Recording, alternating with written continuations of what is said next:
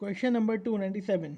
दखल रहित भूमियों को जो नगरीय क्षेत्र में स्थित हैं लोक प्रयोजनों के लिए पृथक रख सकेगा।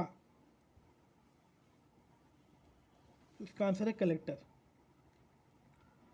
क्वेश्चन ये बोल रहा है कि नगरीय क्षेत्र यानी कि समझ रहे हो आप, जो नगर के ज़मीन है, नगर की ज़मीन है, अनऑक्यूपाइड लैंड है, उनको पब्लिक पर्पस के लिए अलग कौन कर सकेगा। तो आंसर है कलेक्टर अलग कर सकेगा। Question number 298। MPLRC की धारा 234 के अंतर्गत प्रत्येक ग्राम के लिए निस्तार पत्रक तैयार किया जाएगा। निस्तार पत्रक कौन तैयार करेगा। इसका आंसर है SDO, उपखंड अधिकारी। उपखंड अधिकारी SDO जो है वो निस्तार पत्रक तैयार करेगा। Question number 299।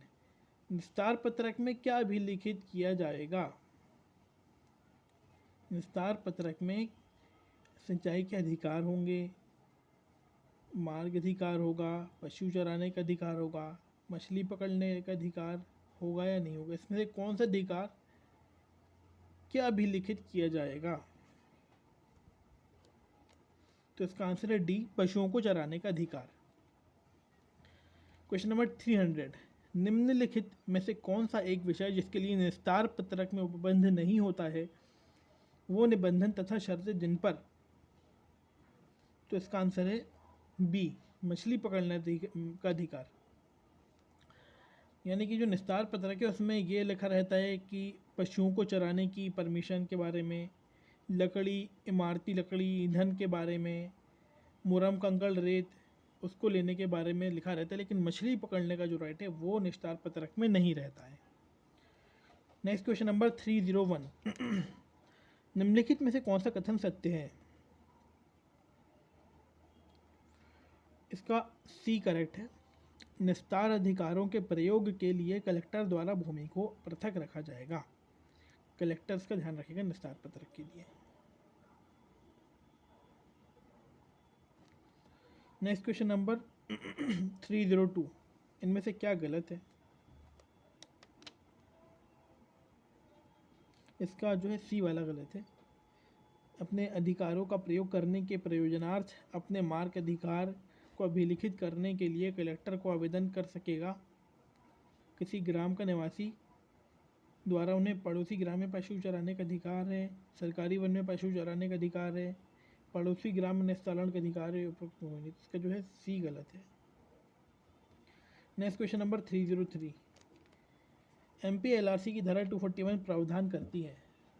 क्या प्रावधान करती है 241। बोलती है 241 की सरकारी जंगल से इमारती लकड़ी की चोरी करना और रोकथाम के उपाय। तो इसका A करेक्ट ऑप्शन है।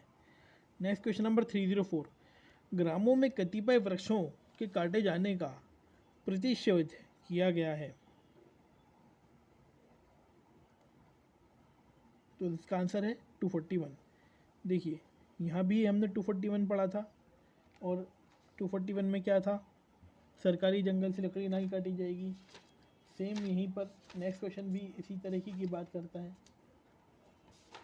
कि पेड़ों जो हैं वो नहीं काटे जाएंगे। नेक्स्ट क्वेश्चन आ गया 305। वाजिबुल अर्ज एक अभिलेख है जो संबंधित है। वाजिबुल अर्ज किससे संबंधित है। ग्राम से, उपखंड से, तहसील से या जिला से। तो इसका आंसर है ग्राम से। 306। ग्राम का वाजिबुल अर्ज के द्वारा रखा जाता है। किसके द्वारा रखता है। उपखंड अधिकारी SDO इसको मेंटेन करता है। तो यहाँ पे ध्यान देने की बात यह है कि जो निस्तार पत्रक है वो कलेक्टर तैयार करता है और जो वाजिबुल अर्ज है वो कौन तैयार करता है। SDO तैयार करता है। Next question number 307। ग्राम का वाजिबुल अर्ज संधारित किया जाएगा इसके द्वारा। ऑप्शन C, उपखंड अधिकारी द्वारा। Next question number 308। MPLRC की धारा 1959 के अंतर्गत 308 फिर से रिपीट कर देता हूँ। 308 MPLRC 1959 के अंतर्गत ग्राम का वाजिबुल अर्ज संबंधित संधारित किसके द्वारा किया जाएगा। जस्ट अभी पढ़ा, फिर से रिपीट हुआ है, उपखंड अधिकारी। Question number 309। MPLRC के अंतर्गत वाजिबुल अर्ज में ग्राम के किन अधिकारों का इंदराज रहता है। सिंचाई का अधिकार, अन्य सुखाचार, मार्ग अधिकार, तो ऑप्शन डी है, इनमें से सभी रहता है। क्वेश्चन नंबर 310 वाजिबुल अर्थ में क्या अभिलिखित नहीं किया जाएगा? तो इसका आंसर है सी। 310 का आंसर जो है मैंने कहा सी, नहीं इसका सी नहीं है, इसका आंसर डी है। 310 का डी, पशु चराने का अधिकार अभिलिखित नहीं किया जाएगा। वो जो था वो निस्तार पत्रक में आ गया था। क्वेश्चन नंबर नेक्स्ट 311 वाजिबुल अर्थ अभिलिखित किया जाएगा। कितना पूछेंगे इस क्वेश्चन को यार? इसका आंसर है डी, उपखंड अधिकारी द्वारा। नेक्स्ट क्वेश्चन, वाजिबुल अर्थ में निम्नलिखित में से किस रूढ़िगत अधिकार को प्रविष्ट किया जाएगा? इसका आंसर मार्ग के अधिकार को भी रहेगा, मछली पकड़ने का अधिकार भी रहेगा, सिंचाई का अधिकार, उपयुक्त सभी। D option is correct. Question number 313 वाजिबुल अर्थ निम्नलिखित अभिलिखित नहीं करेगा। सिंचाई का अधिकार, पीने के पानी का अधिकार, मछली पकड़ने का मार्ग का अधिकार। इसका आंसर आप सोचिए ए, बी, सी या डी। तो इसका आंसर है बी, पीने के पानी का अधिकार जो है वो वाजिबुल अर्थ में नहीं होगा। नेक्स्ट क्वेश्चन नंबर 314 वाजिबुल अर्थ के अभिलेख में की गई किसी प्रविष्टि से व्यथित कोई भी व्यक्ति ऐसी प्रविष्टि को रद्द या उपांतरित कराने के लिए सिविल न्यायालय में वाद संस्थित करेगा। कितना लिमिटेशन है? 1 साल का लिमिटेशन है। तो ऑप्शन कौन सा करेक्ट हुआ? बी। नेक्स्ट क्वेश्चन नंबर 315 कोई व्यक्ति वाजिबुल अर्थ में की गई किसी प्रविष्टि से व्यर्थ होने पर सिविल न्यायालय में दावा संस्थित कर सकता है। लिमिटेशन कितना है? सेम क्वेश्चन था। 315 का आंसर आप खुद दीजिए कमेंट में। क्वेश्चन नंबर नेक्स्ट, फिर बोला है सिविल न्यायालय में चुनौती दी क्या बोला है? वाजिबुल अर्थ को सिविल न्यायालय में कब तक चुनौती दी जा सकती है? अब ये पढ़ना पड़ा, इसका आंसर 1 साल ही था। नेक्स्ट क्वेश्चन 317 यदि आबादी के लिए आरक्षित क्षेत्र में किसी की राय में पर्याप्त है तब प्राप्त की दखल रहित भूमि में क्षेत्र क्या बोल रहा है? क्वेश्चन नंबर 317 यदि आबादी के लिए आरक्षित क्षेत्र निम्नांकित में से किसी राय में पर्याप्त है तब प्राप्त की दखल रहित भूमि में ऐसा क्षेत्र आरक्षित कर सकेगा जैसा वह उचित समझे। तो इसका आंसर कलेक्टर है।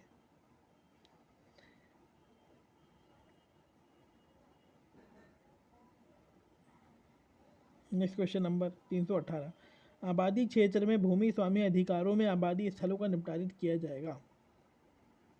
आबादी स्थल में भूमि स्वामी अधिकारों में आबादी स्थलों का निपटारा किसके द्वारा किया जाएगा? तहसीलदार द्वारा किया जाएगा।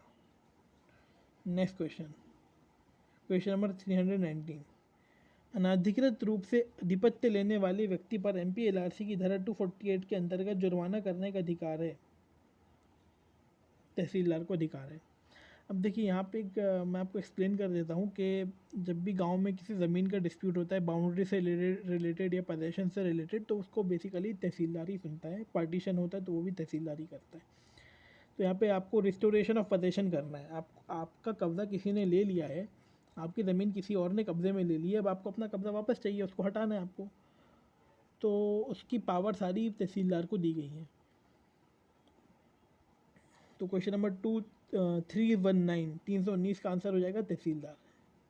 क्वेश्चन नंबर 320 यदि कोई व्यक्ति जो अपराधिकृत रूप से दखल रहित भूमि आबादी सेवा भूमि या किसी अन्य भूमि पर जो धारा 237 के अधीन किसी विशेष प्रयोजन के लिए पृथक रखी गई हो या धारा 233 का के अधीन किसी लोक प्रयोजन के लिए पृथक रखी गई हो या किसी ऐसी भूमि पर जो शासन की संपत्ति हो कब्जा कर लेता है या कब्जा बनाए रखता है, तो कौन आदेश द्वारा उसे संक्षिप्ततः बेदखल कर सकेगा?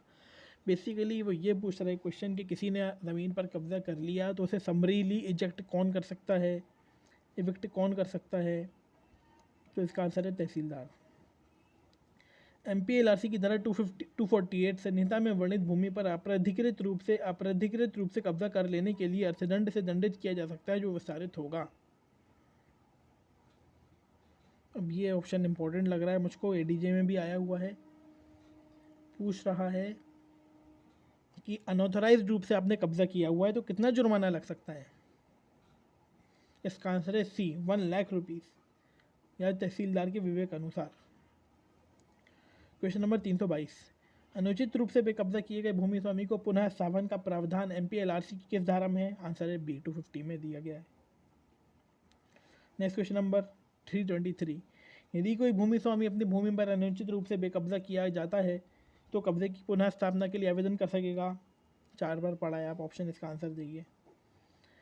सेक्शन क्वेश्चन 324, यदि भूमि को उसकी भूमि से अनुचित रूप से बेदखल किया गया, ऐसा क्वेश्चन होना चाहिए। यदि भूमि स्वामी को उसकी भूमि से अनुचित रूप से बेकब्जा किया गया है तो वो भूमि स्वामी को कब्जा वापस दिलाने का आदेश जांच के पश्चात कर सकेगा। कौन कर सकेगा?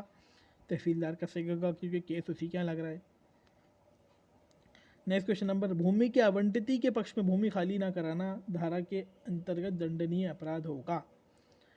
अलॉटी, किसी पर्सन को लैंड अलॉट हुआ है और कोई थर्ड पर्सन उसका कब्जा खाली ही नहीं कर रहा, तो कौन सी धारा में पनिशमेंट मिलेगी उसको? भूमि के आवंटिती के पक्ष में भूमि ना कराना धारा के अंतर्गत अपराध होगा। इसका आंसर है 250B, D is correct option. Next question number 326, MPLRC की धारा 250B के अधीन अपराध है। 250B का जो अपराध है वो है कॉग्निजेबल और नॉन बेलेबल, यानी कि संज्ञेय एवं अजमानती अपराध। इस तरीके से ऑप्शन डी करेक्ट हुआ।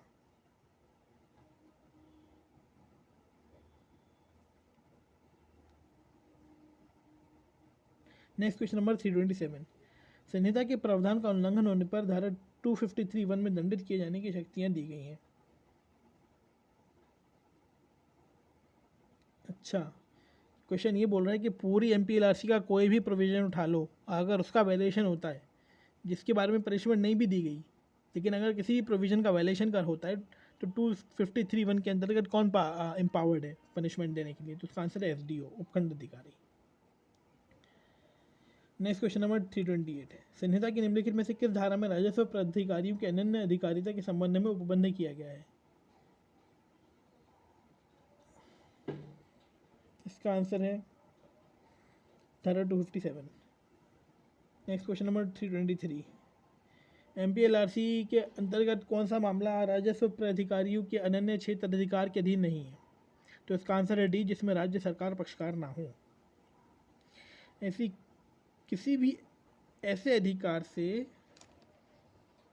जो अधिकार अभिलेख में अभिलिखित हो से संबंधित कोई ऐसा विवाद जिसमें राज्य सरकार पक्षकार ना हो। क्वेश्चन नंबर 330 मुझे डाउटफुल है, आप लोग इसका आंसर मुझे बताइए। क्या सिविल न्यायालय स्टे या फिर डिक्लेरेशन दे सकता है? तो इस बुक में जो है वो बताया गया है कि केवल कलेक्टर को अधिकारिता है, लेकिन मैंने जो है एक जगह सेम ये क्वेश्चन पढ़ा, उसमें एक केस था बट्टे नाम से एक केस है, तो उसमें बोला गया है कि डिक्लेरेशन और इंजंक्शन का सूट भी फाइल हो सकता है। इस बारे में मैं बोलूँगा कि आप खुद रिसर्च करिए, कमेंट में मुझे भी बताइए। नेक्स्ट क्वेश्चन नंबर 330, निम्नलिखित में से किस मामले में MPLRC की धारा 257 के तहत सिविल न्यायालय का अधिकार वर्जित नहीं है? इसका आंसर है डी, खाते के विभाजन, पार्टीशन ऑफ होल्डिंग्स। इस संबंध में सिविल कोड का जुरिस्डिक्शन बार्ड नहीं है। क्वेश्चन 332, MPLRC 1959 के अंतर्गत निम्न में से कौन सा मामला राजस्व प्राधिकारियों के अनन्य क्षेत्र अधिकारिता के अधीन नहीं है?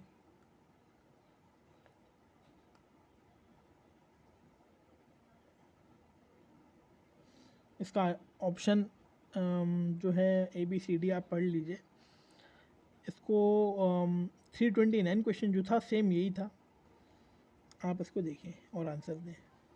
क्वेश्चन नंबर 333, संहिता में अंतर्विष्ट कोई भी बात किसी व्यक्ति को लागू नहीं होगी जो केंद्र सरकार से भूमि धारण करता है। 333 का बी।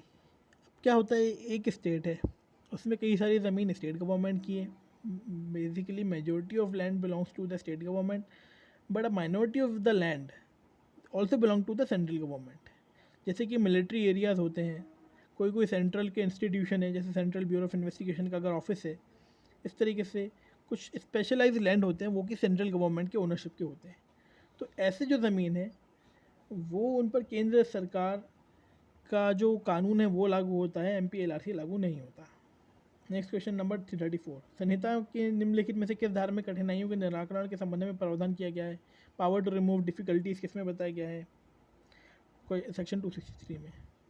नक्शों तथा भू अभिलेखों के निरीक्षण तथा उनकी प्रतिलिपियों के संबंध में प्रावधान किया गया है। सर्टिफाइड कॉपी और उनका इंस्पेक्शन इसके संबंध में कहाँ बताया गया है? धारा 256 में। निम्नलिखित में से किस विषय में सिविल न्यायालय की अधिकारिता वर्जित नहीं है? तो इसका आंसर जो है आप बताइए, इसको अपन पहले भी पढ़ चुके हैं और ये जो था 331 नंबर का क्वेश्चन था उसमें आया है। नेक्स्ट क्वेश्चन नंबर 337, वार्षिक रजिस्टर में संशोधन के लिए आवेदन किसे दिया जाएगा? वार्षिक रजिस्टर में संशोधन के लिए आवेदन किसे दिया जाएगा? तो इसका आंसर है उपखंड अधिकारी को।